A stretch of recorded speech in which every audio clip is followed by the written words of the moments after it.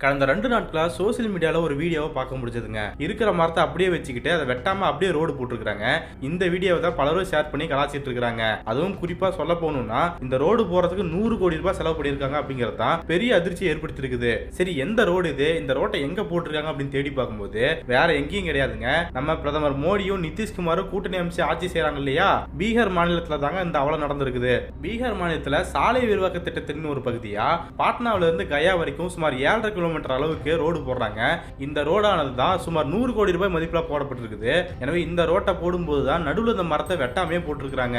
எனவே இந்த செயல் தான் விமர்சனத்துக்குள்ளா இருக்குது. பேர் வச்சிங்களா சோறு வச்சிங்களா அப்படிங்கிற மாதிரி ரோடு போட்டிங்களே, அதுக்கு நடுவில் இருக்கிற மரத்தை வெட்டினீங்களா அப்படின்னு சொல்லி கேள்வி எழுப்பிட்டு வராங்க. 100 கோடி ரூபாய் செலவு பண்ணீங்களே, இந்த மரத்தை வெட்டத்துக்கு உங்களுக்கு என்ன கேடு வந்துச்சு அப்படின்னு சொல்லி தான் கேட்டுட்டு இருக்காங்க. எனவே இந்த குளறுபடிக்கு என்ன காரணத்தை சொல்லியிருக்காங்க அப்படின்னு பாத்தீங்கன்னா, இந்த ரோட போடுறதுக்கு முன்னாடி அங்க இருக்கிற மரத்தை வெட்டுறதுக்காக கயா மாவட்ட நிர்வாகம் வனத்துறை கிட்ட அனுமதி கேட்டிருக்காங்க. ஆனா வனத்துறையா அந்த மரத்தை வெட்டத்துக்கு அனுமதி மறுத்திருக்காங்க. அதுக்கு பின்னாடி அவங்க என்ன சொல்லியிருக்காங்கன்னா, நீங்க ஒருவேளை மரத்தை வெட்டினா எங்களுக்கு 35 ஏக்கர் நிலத்தை இழப்பீடா வழங்கணும் அப்படின்னு சொல்லி நிபந்தனையை போட்டிருக்காங்க. எனவே மாவட்ட நிர்வாகம் வனத்துறை கேட்ட இழப்பீடா வழங்க முடியாது அப்படின்னு சொல்லியிருக்குது. அதை தொடர்ந்து வனத்துறையும் இந்த மரங்களை வெட்டத்துக்கு அனுமதி கொடுக்காம மறுத்திருக்காங்க. எனவே தான் இதுக்கு மேல எந்த ஆக்ஷனும் எடுக்க முடியாம அந்த மரங்களை அப்படியே விட்டுட்டு அதை சுத்தி மாவட்ட நிர்வாகம் ரோடு போட்டிருக்காங்க. எனவே ஒரு மாநிலத்துக்கு கீழே இயங்குற 2 நிர்வாகத்துக்குள்ள இப்படி முரண் ஏற்பட்டு மக்களுக்கு பாதுகாப்பே இல்லாத வகையில ரோடு போட்டு வச்சிருக்காங்க அப்படிங்கறதா பெரிய விமர்சனமா மாறி இருக்குது. இதை உங்களால பேசி தீர்த்துக்க முடியாதா? இது என்னங்க சின்ன பிள்ளைங்க சண்டை போட்டுக்கிற மாதிரி சண்டை போட்டுட்டு இருக்கீங்க? இதனால யார் பாதிக்கப்படுறது? மக்கள் தான் பாதிக்கப்பட போறாங்க. நீங்களா பாதிக்கப்பட போறீங்க அப்படிங்கிற கேள்வி தான் முன்வைக்கிறாங்க.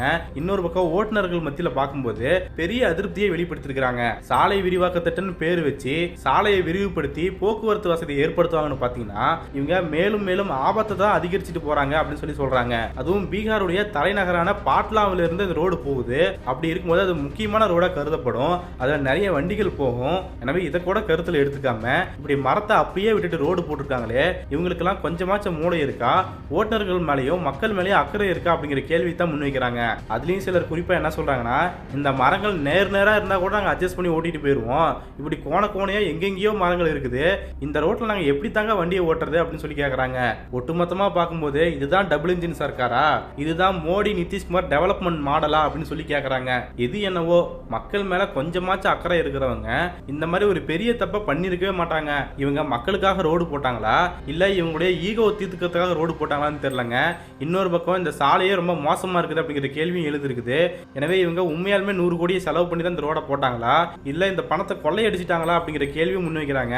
எனவே இந்த கேள்விக்கெல்லாம் விட தெரியணும்னா கவர்மெண்ட் இதை பத்தி விளக்க கொடுத்தே ஆகணும். மேலும் மக்களுக்கு இடையூறு ஏற்படாத வகையில அந்த மரங்களை வெட்டி போட்டு ரோடு போடணும் அப்படிங்கிறது தான் மக்களுடைய எதிர்பார்ப்பா இருக்குது. எனவே இது எல்லாம் நிதிஷ்குமாரோடைய அரசு செய்தா அப்படிங்கிறதெல்லாம் பொறுத்து இருந்து பார்க்கலாம்.